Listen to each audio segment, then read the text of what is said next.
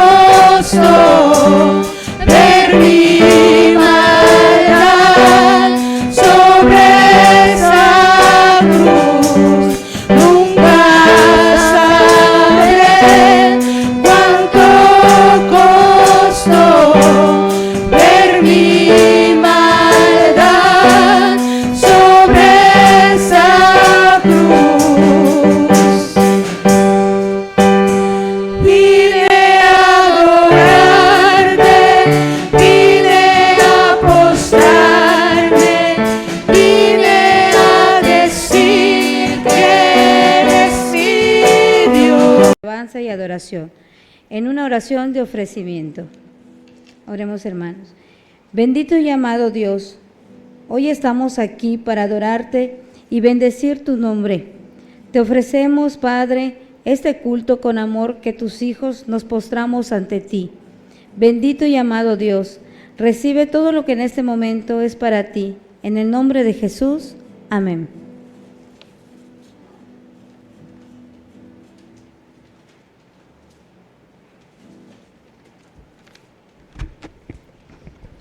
Reconciliarnos con nuestro Dios requiere cada uno de nosotros la confesión de nuestros pecados en oración. Por tanto, en preparación para este acto, cantemos el himno 171, Mi dulce buen Jesús.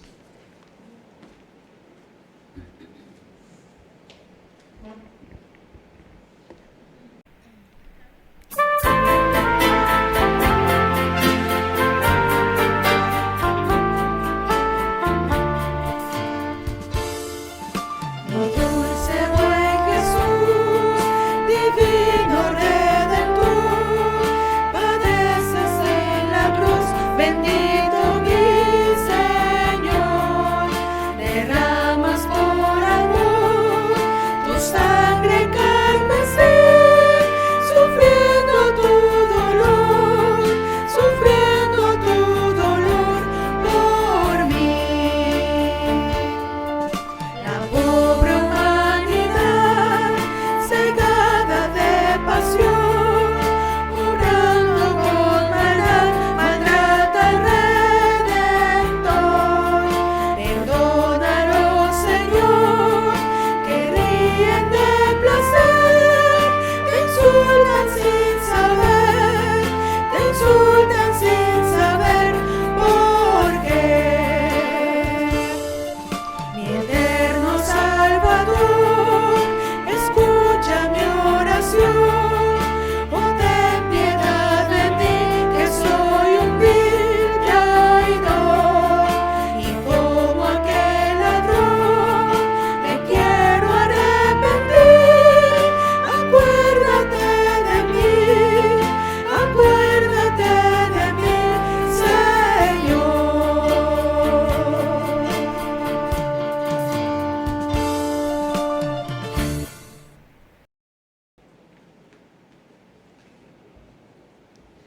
Habiendo Dios puesto fin a la separación que existe entre Él y su pueblo por la desobediencia mediante la muerte de su Hijo Jesucristo, acerquémonos confiadamente y confesemos nuestros pecados en oración.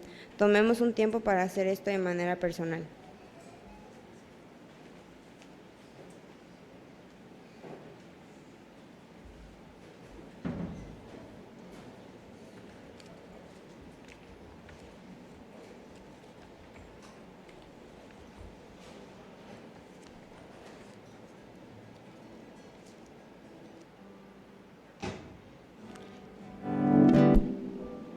Amantísimo Padre Celestial, tú nos conoces perfectamente y sabes, Padre, que a diario pecamos contra ti.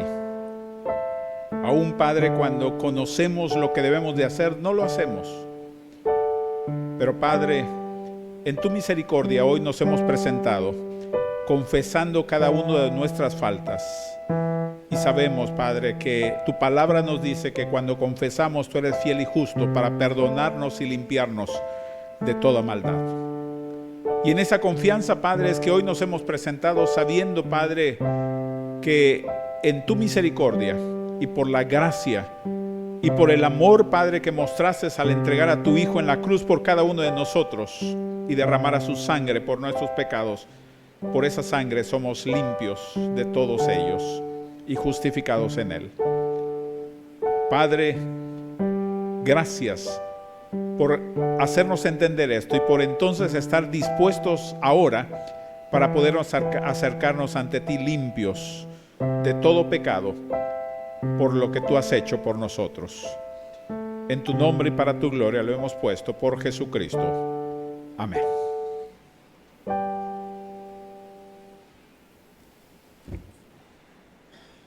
Estando en paz con Dios y plenamente convencidos de toda culpa y condenación, declaremos nuestra seguridad del perdón de nuestros pecados, cantando la alabanza 151, Tu mirada. Pueden ponerse de pie, hermano.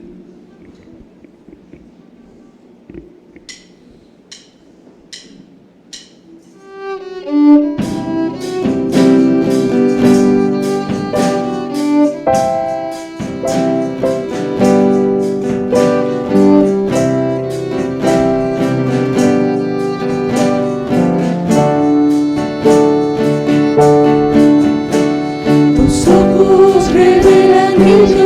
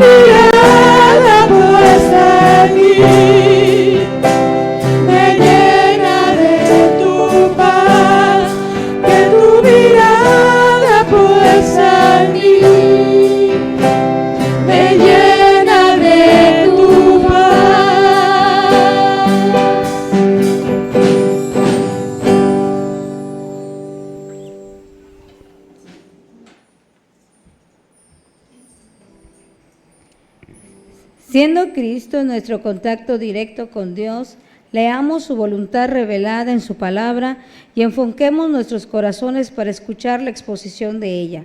Dando lectura a la carta del apóstol Pablo a los Efesios, capítulo 4, versículos del 1 al 16, lo haremos de forma alternada, hermanos.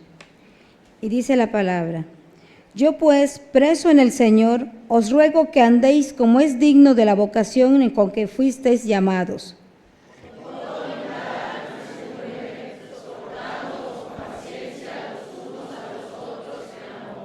Solícitos en guardar la unidad del Espíritu en el vínculo de la paz.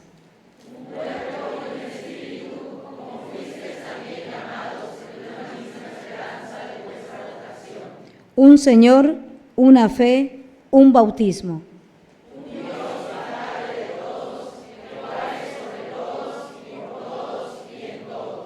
Pero a cada uno de nosotros fue dada la gracia conforme a la medida del don de Cristo.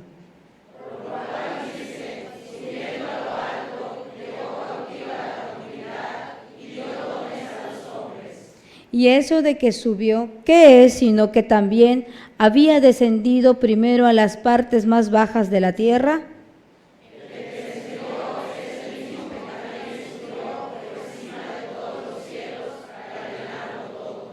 Y él mismo constituyó a unos apóstoles, a otros profetas, a otros evangelistas, a otros pastores y maestros.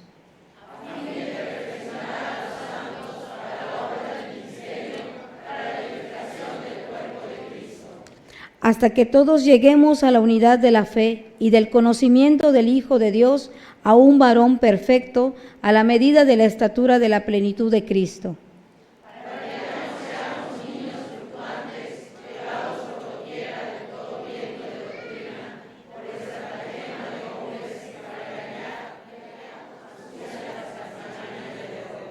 Sino que siguiendo la verdad en amor, crezcamos en todo que aquel es la cabeza, esto es Cristo, de quien todo el cuerpo bien concertado y unido entre sí por todas las coyunturas que se ayudan mutuamente, según la actividad propia de cada miembro, recibe su crecimiento para ir edificándose en amor. Amén.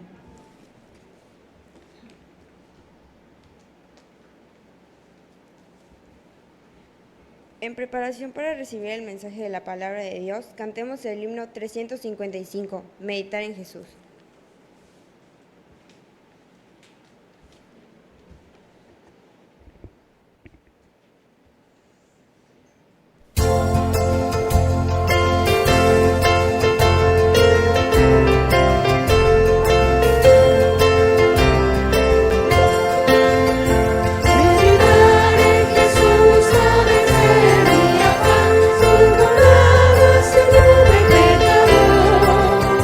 El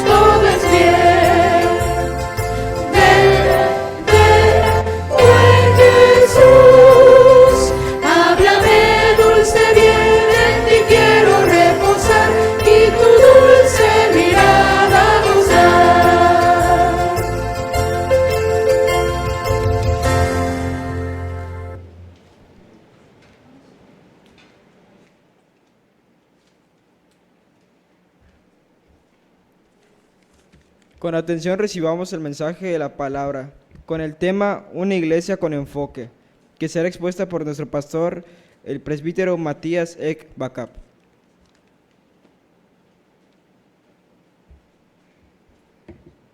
Oremos, hermanos. Señor y Padre, gracias te damos en esta hora por la bendición nueva que nos da, Señor, de poder estar delante de tu iglesia, Señor, y poder tener este tiempo para poder, oh Dios, dirigirnos a ella y sobre todo, Señor, presentar tu palabra. Ayúdanos, Padre Santo, que tu Espíritu Santo repose, nos ilumine a cada uno para que podamos tanto hablar como escuchar, meditar y estar dispuestos a obedecer. Esa es nuestra oración en el nombre de Cristo Jesús. Amén. Pueden sentarse, hermanos.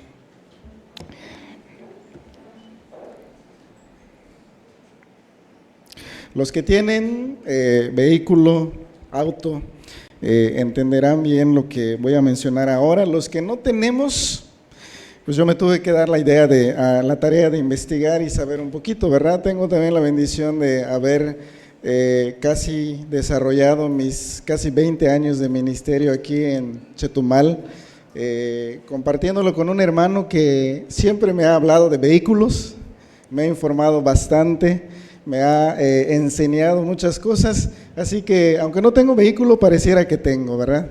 Así que cuando un auto, hermanos, es conducido a cierta velocidad y el volante empieza a vibrar o a generar ruidos al circular a ciertas velocidades, o este mismo volante tiende a irse hacia un lado, ¿sí? O bien nunca regresa a su posición original después de que usted lo maniobra o lo gira. La pregunta es, ¿qué problema cree usted que tiene ese vehículo o su auto? ¿O qué servicio requiere para que pueda estar en óptimas condiciones? Bueno, según Bridgestone, lo que requiere es un servicio de alineación y balanceo, ¿sí? Es un servicio de alineación y balanceo.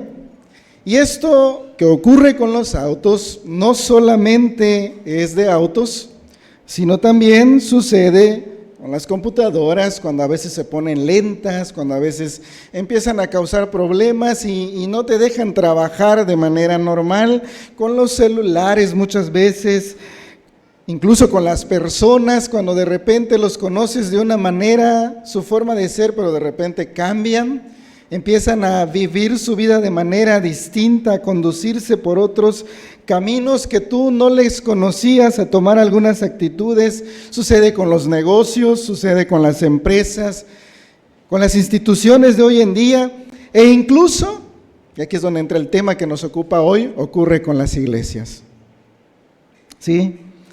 Lo cual entonces nos permite ver que la desalineación y falta de balance es un problema serio y compartido en todos los ámbitos de la vida humana. Por tanto, hermanos, lo que nos ocupa en esta mañana, el día de hoy, es el tema de desalineación entre lo que la iglesia es y lo que la iglesia hace o debe hacer, ¿sí? Esto es lo que nos ocupa en esta mañana. Lo que la iglesia es, la desalineación que muchas veces puede haber entre lo que la iglesia dice la Biblia que es y lo que muchas veces la iglesia puede estar haciendo o creyendo que está haciendo bien, pero muchas veces no siempre es así. Es decir, mis amados hermanos, es importante que entendamos esto. ¿Cuál es el nombre que dicho problema surge o tiene lugar dentro de la iglesia? ¿Y cuál sería el problema, el diagnóstico que podríamos nosotros darle? ¿Y cuál es la solución a ese problema de desalineación entre lo que creemos y lo que hacemos muchas veces como miembros de la iglesia del Señor Jesucristo? Pues bien, el apóstol Pablo, hermanos, allá en Efesios capítulo 4, versículos del 1 al 16, aborda este asunto. Ya vimos los primeros capítulos, los primeros 3 capítulos de esta carta, y hoy vamos a iniciar la segunda parte, capítulo 4 hasta el 6, los últimos 2 capítulos, y en esta primera parte del capítulo 4 aborda este asunto y responde a la cuestión del problema, diciendo que el problema es de desenfoque evangélico. El problema que muchas veces tenemos como iglesia.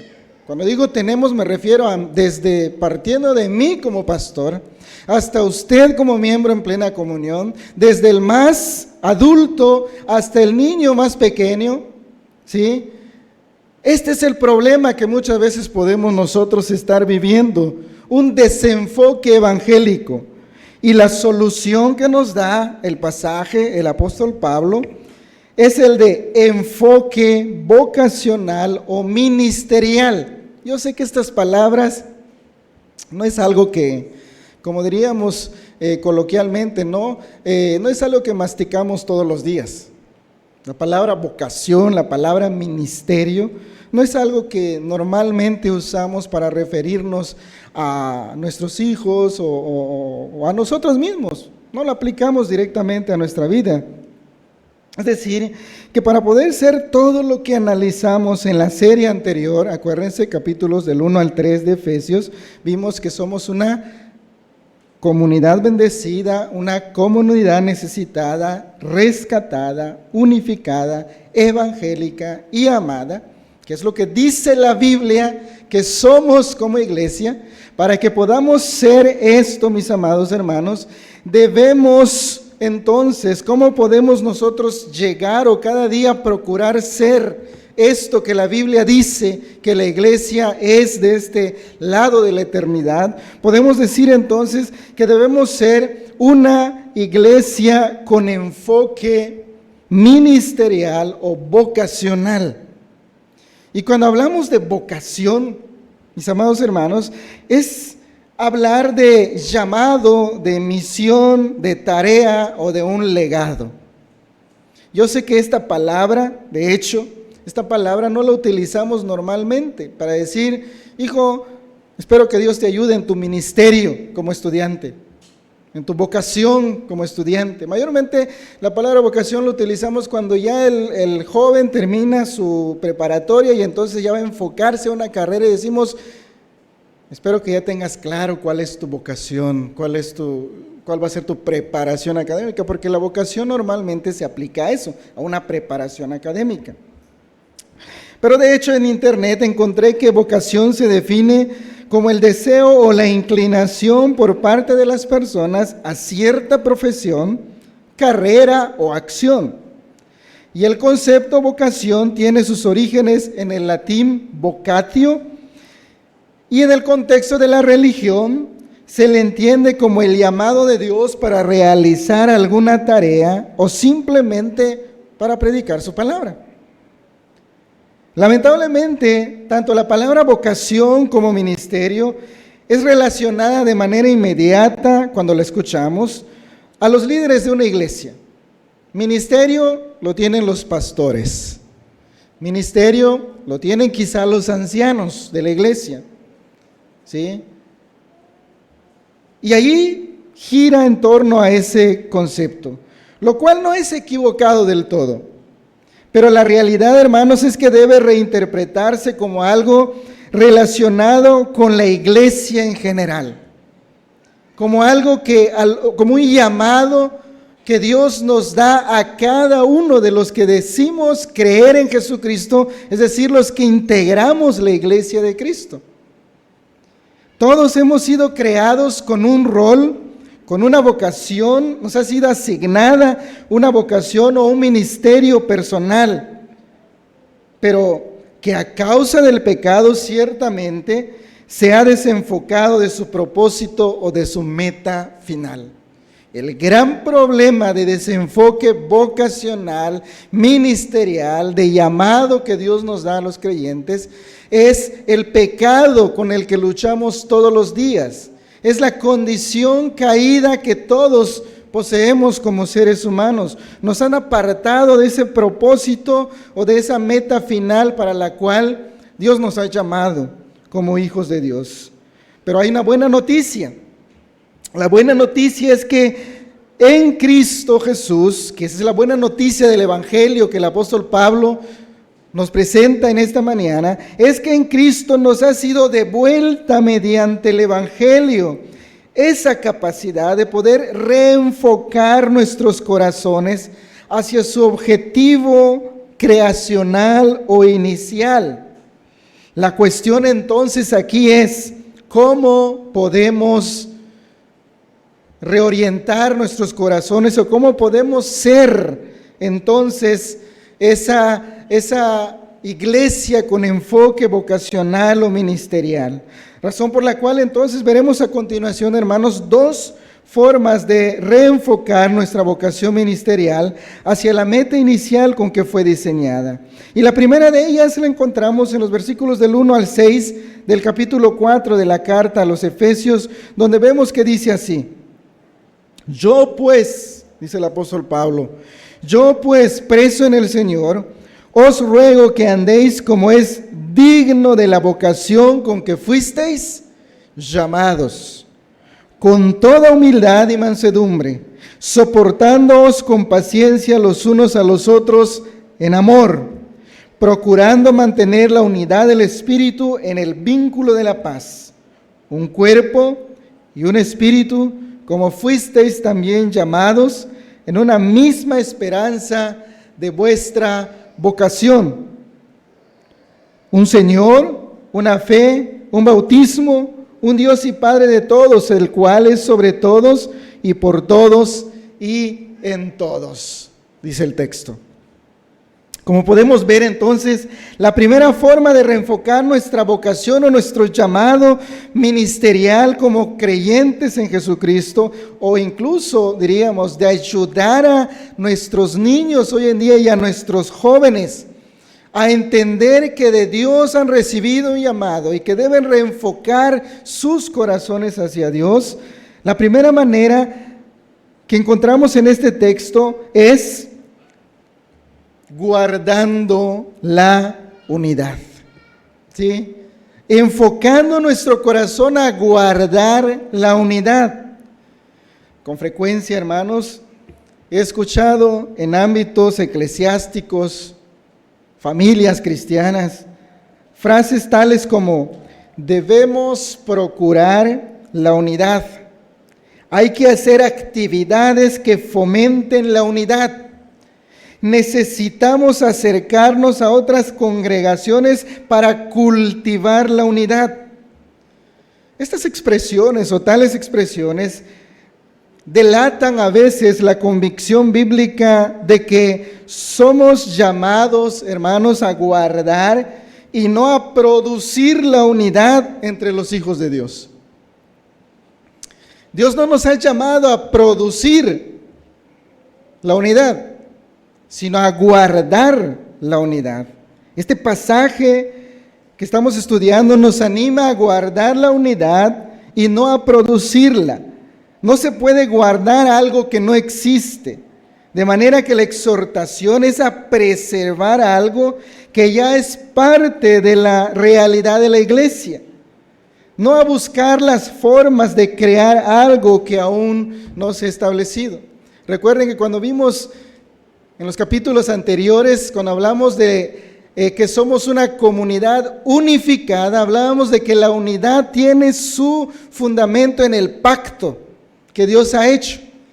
¿Quién es el que produce la unidad del pueblo de Dios? Es Dios.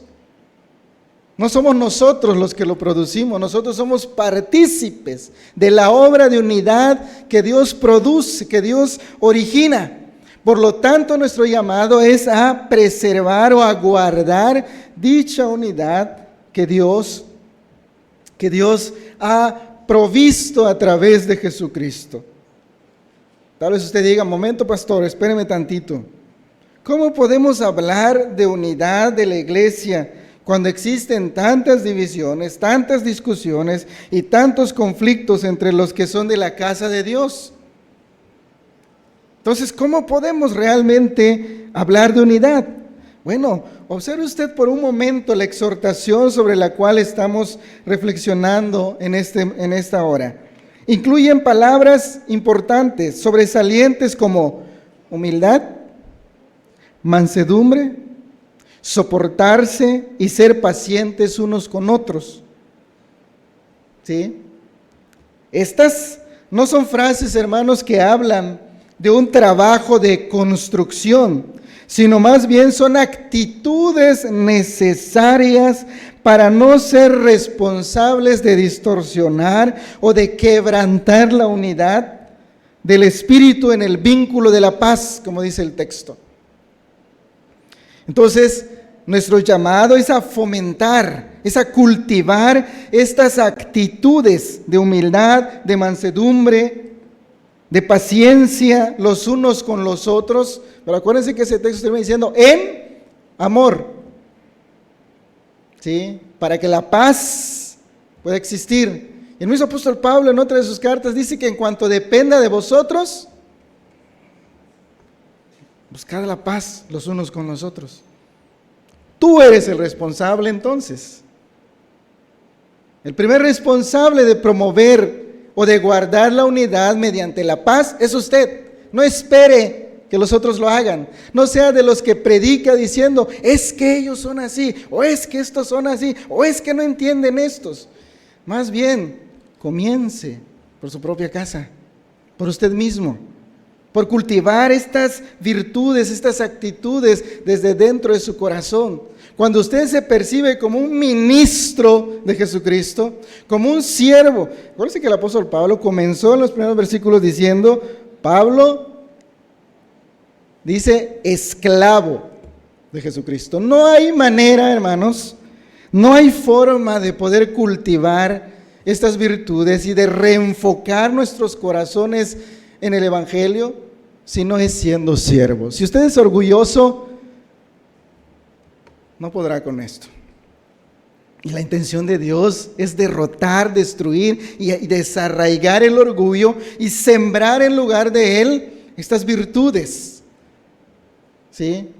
Y solamente se puede cuando usted se percibe como esclavo de Jesucristo, como el apóstol Pablo se describía.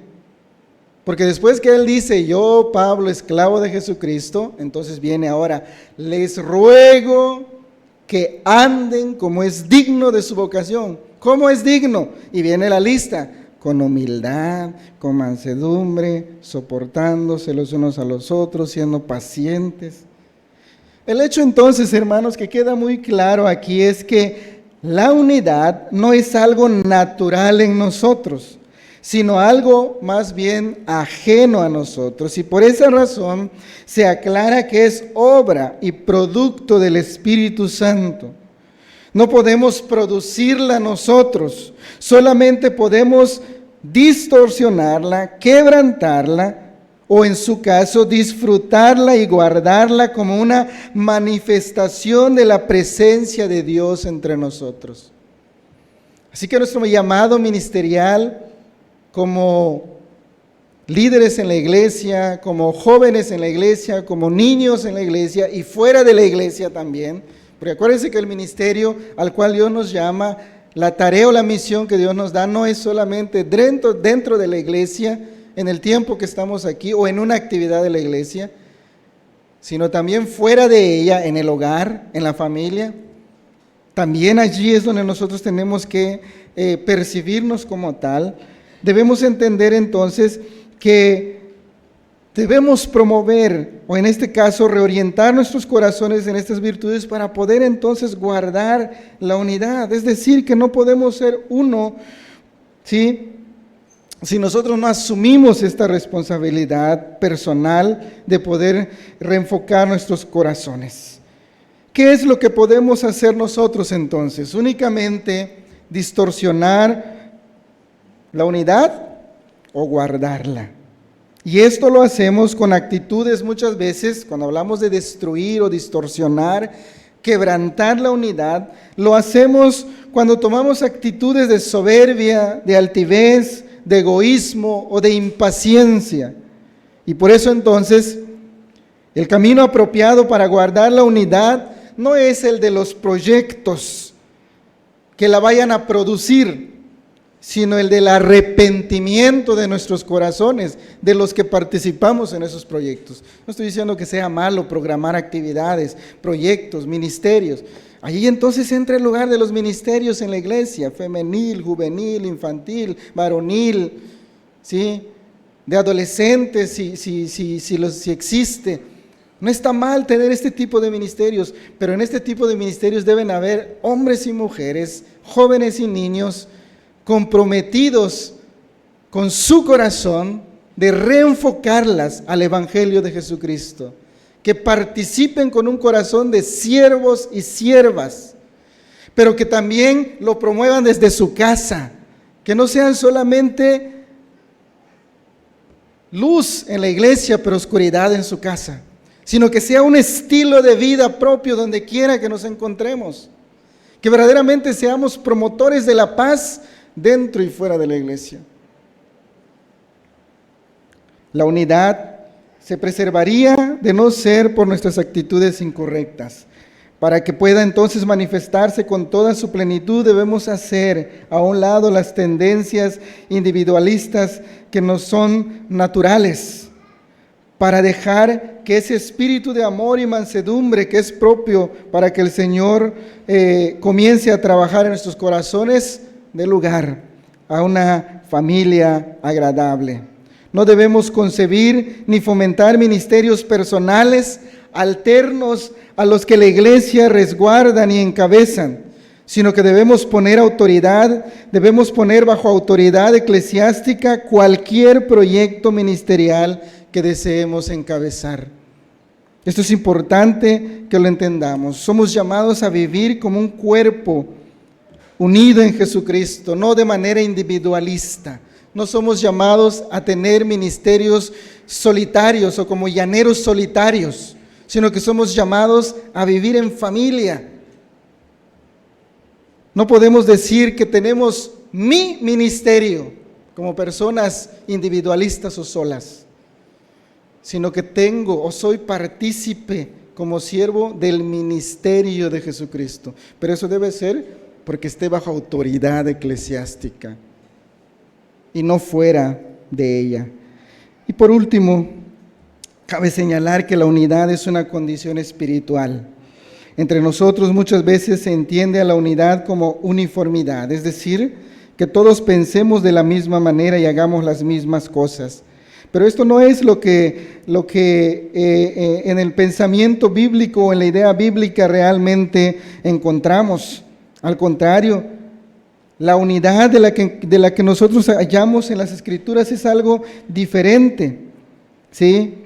Esta es la unidad, el tipo de unidad que la Biblia admite. Nos dice que más la verdadera unidad del Espíritu permite que un Padre, un Hijo y un Espíritu convivan en perfecta armonía, aunque son enteramente diferentes el uno al otro.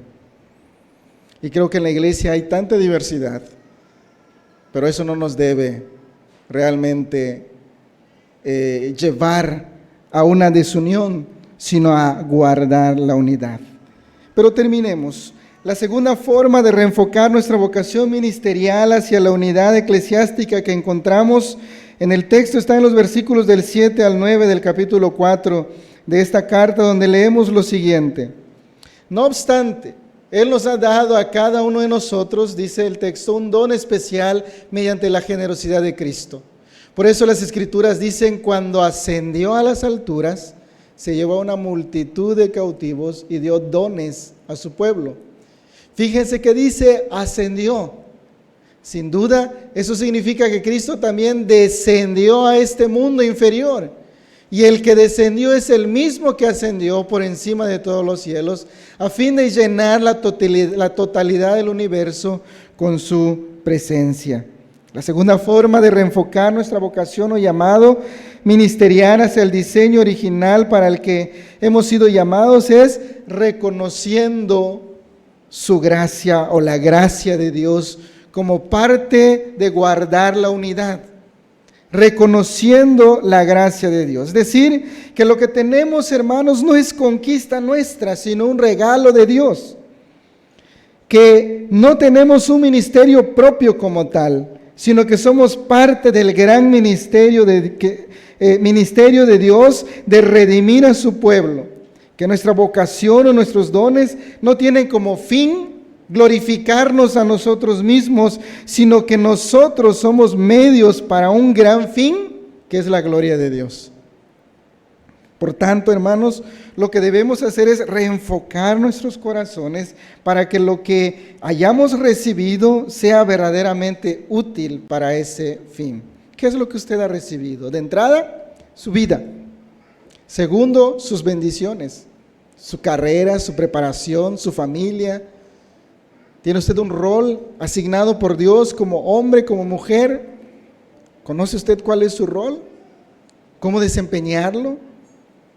¿Sí? ¿Lo está haciendo correctamente, comenzando en su hogar, en su familia? ¿Sí? ¿Tiene el enfoque bíblico de su papel como varón en la sociedad, en el mundo en el que habita, como mujer? ¿O se deja llevar por las diferentes corrientes que hoy en día están de moda? Esto es interesante porque lo que a continuación trata el apóstol Pablo es la obra de encarnación de Cristo y su humanidad en la tierra. Y lo que nos pinta entonces es un cuadro de lo que cuesta reenfocar nuestros corazones hacia el ministerio que hemos recibido. Y que hay un costo que ha sido pagado por Cristo al venir al mundo a encarnarse y a humillarse. El pasaje que acabamos de leer, mis amados hermanos, está hablando sobre la encarnación de Jesucristo, sobre su obra de rescate por nosotros, sobre su ministerio en la tierra. Estando en su trono, Cristo descendió a la profundidad, es decir, a la tierra. Las profundidades de la tierra, que es el lenguaje que utiliza el pasaje ahí literalmente, las profundidades de la tierra no se refiere a ir debajo de la tierra, sino a venir, descender del trono, para venir a la tierra misma. La Nueva Versión Internacional lo traduce así: Cristo descendió a las partes bajas, o sea, a la tierra. O sea, especifica allí. ¿Sí? O sea, está hablando de la encarnación de Jesucristo al mundo. Cristo fue humilde. En pocas palabras, lo que nos está enseñando es que Cristo es el ejemplo claro de humildad. Fue humilde al morir por nosotros y descender a la tierra para luego regresar al cielo. Eso es precisamente lo que Pablo indica en este versículo 10 cuando dice que el que descendió también es el mismo que ascendió mucho más arriba de todos los cielos para poder llenarlo todo. Nos está diciendo que el plan de Dios es que en la gloria de Dios, en el plan de Dios, la humildad debe reinar en todos los lugares y espacios cósmicos del mundo. Así que las excusas y pretextos se acaban ante la gracia de Dios. Porque algunos toman y dicen, no, pues es que Jesús pudo hacerlo porque era Dios, pero yo soy pecador. ¿Qué puedes esperar de mí? Bueno, Jesús nos puso el ejemplo de que como hombre es posible ser humilde. ¿Sí? Si nos negamos a nosotros mismos, que eso fue lo que Jesús hizo. Negarse a sí mismo, tomar, lo recalca Filipenses, tomó la forma de siervo y se hizo semejante. Eso es lo que tenemos que hacer. Jesús bajó del cielo a la tierra para liberar a los cautivos y llevarlos a los lugares celestiales junto con Él. ¿Quiénes son los cautivos? Los redimidos. Estábamos cautivos por el pecado, pero Cristo nos redimió, nos compró y nos llevó a los lugares celestiales. Ese es el lugar de la iglesia. Cristo vino a comprar a su iglesia, de la que usted es parte. Así que usted tiene un ministerio como miembro de esta iglesia y comience desde su casa y sigue fuera de su casa y también dentro de la iglesia a la que usted pertenece. Cuando Dios le integró a esta iglesia, le integró porque estaba hecha a su medida, con sus imperfecciones. Márquele, apúntele usted, pero es que le falta esto, pero es que los oficiales son así, pero es que los pastores son así, pero es que los ministerios son así. Está hecha a su medida, hermana, hermano. Si usted no llega a entender eso y en vez de eso huye de ella, entonces analice su corazón. Si se está negando verdaderamente usted, si realmente es esclavo de Jesucristo o de sus propias pasiones y de sus propias glorias humanas. La iglesia está hecha a la medida de cada uno de nosotros. Dios la trajo aquí porque aquí es donde su corazón tiene que ser golpeado, moldeado, pulido y donde usted necesita humillarse ante la presencia de Dios. Efesios 4, 8 al 9, entonces, hermanos, nos recuerda el sacrificio de Cristo para que como creyentes lo imitemos. Y Pablo cierra el capítulo, lo vamos a ver en el próximo mensaje, pero me adelanto, cierra el capítulo 4, escribiendo en el versículo 32, cuando dice así: antes sed benignos unos con otros, misericordiosos, perdonándoos unos a otros, como Dios también os perdonó a vosotros en Cristo. Esto significa que el ejemplo de Cristo de descender para rescatar y luego ascender nos debe motivar a imitar a su persona, a ser verdaderos creyentes con enfoque ministerial y vocacional. ¿Sí? Enfoque su rol, hermano. ¿Es usted varón? Enfoque su corazón. Usted tiene un ministerio en su familia. Usted tiene un ministerio en la iglesia. Usted es líder, enfoque su corazón.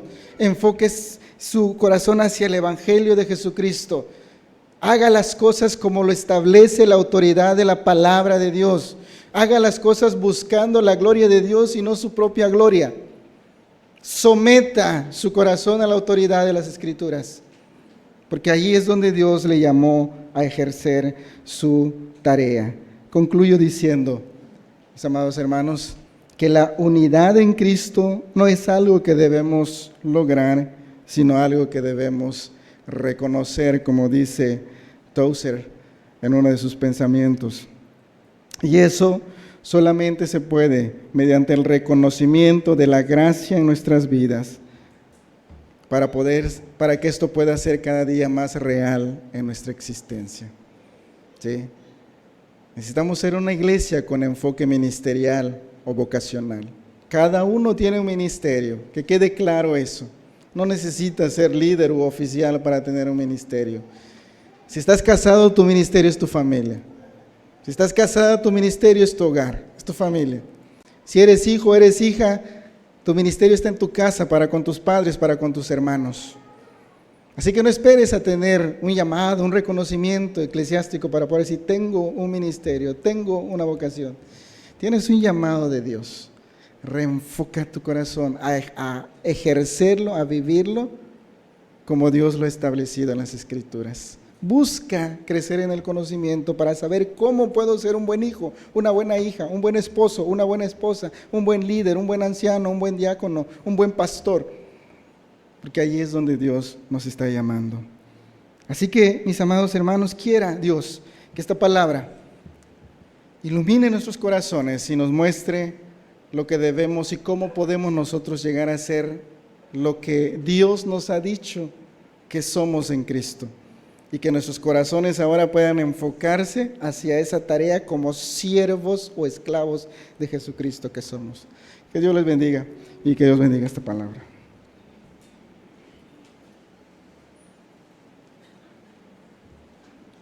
En respuesta al mensaje expuesto, cantemos la alabanza 145, Somos Pueblo, como expresión de gratitud y esperanza en nuestro Dios como pueblo suyo que somos.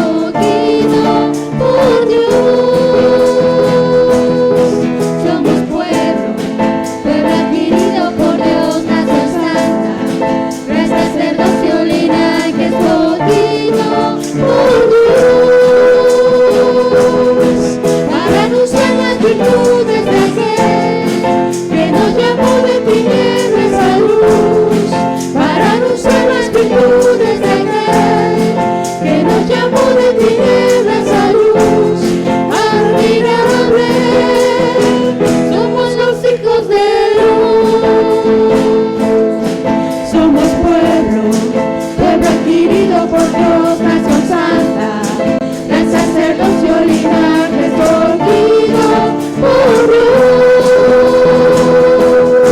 Somos pueblo adquirido por Dios, nación santa, gran sacerdocio, linaje escogido por Dios. Para anunciar las virtudes de aquel que nos llamó de tinieblas a luz, para anunciar las virtudes de aquel que nos llamó de tinieblas a luz. Admirable, somos los hijos de luz.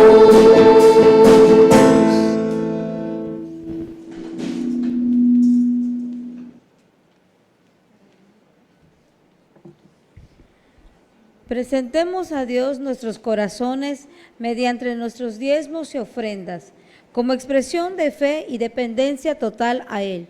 Y mientras lo hacemos, hermanos, entonemos el himno 440, mi ofrenda, y después oraremos consagrando cada una de ellas.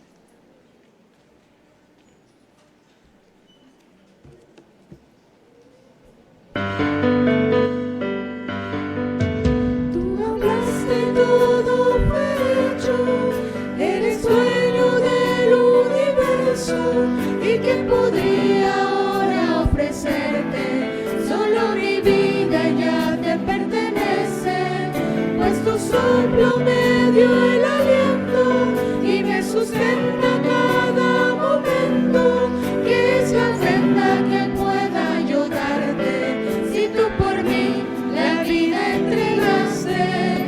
Recibe la gratitud que expresa mi corazón, de lo que recibo de ti yo te doy. Recibe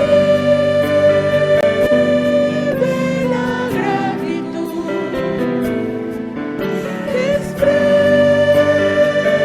expresa mi corazón,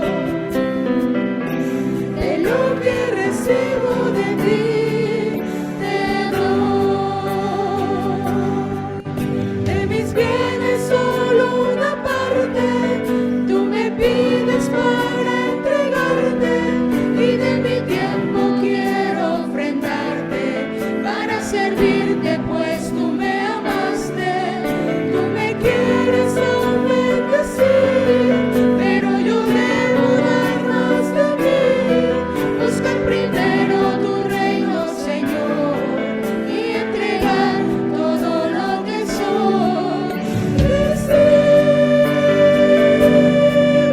la gratitud que expresa mi corazón, de lo que recibo de ti yo te doy. Recibe la gratitud que expresa mi corazón, de lo que recibo de ti te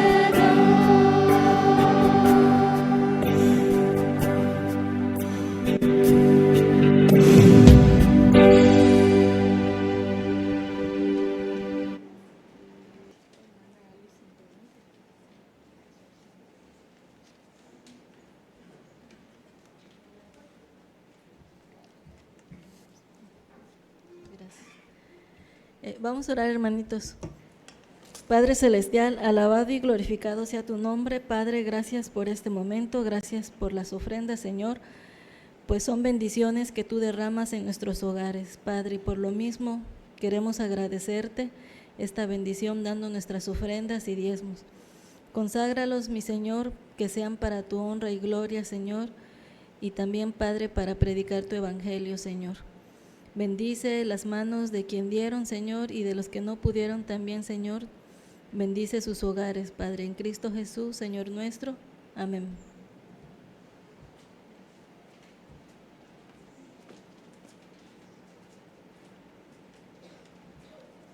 Seamos dirigidos en la oración final y en la bendición pastoral al cargo del pastor Dani Ramírez Celis.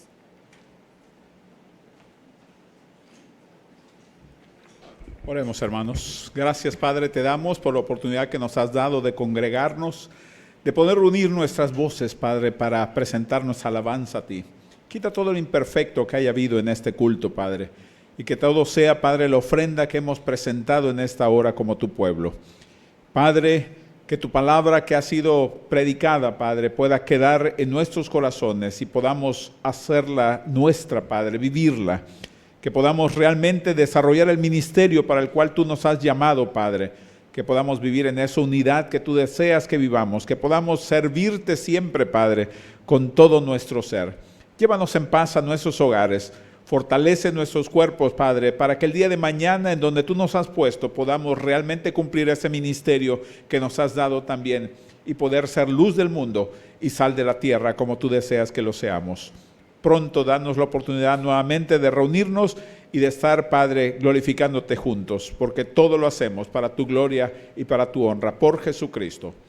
Y ahora, mis amados hermanos, que la gracia de nuestro Señor Jesucristo, el amor de Dios nuestro Padre y la guía, comunión y consolación de su Santo y bendito Espíritu sea sobre cada uno de ustedes, con sus familias, con los enfermos y con todo el pueblo del Señor desde ahora y por siempre. Amén.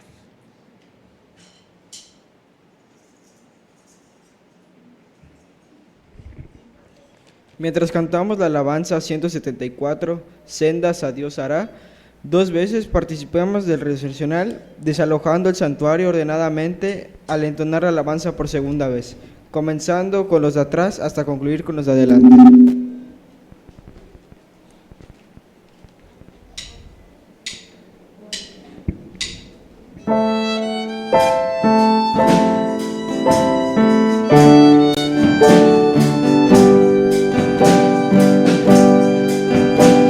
Sendas Dios hará, donde piensas que no hay. Él obra en maneras que no podemos entender. Él me guiará, a su lado estaré. Amor y fuerza me dará, un camino hará, donde no hay. Si camino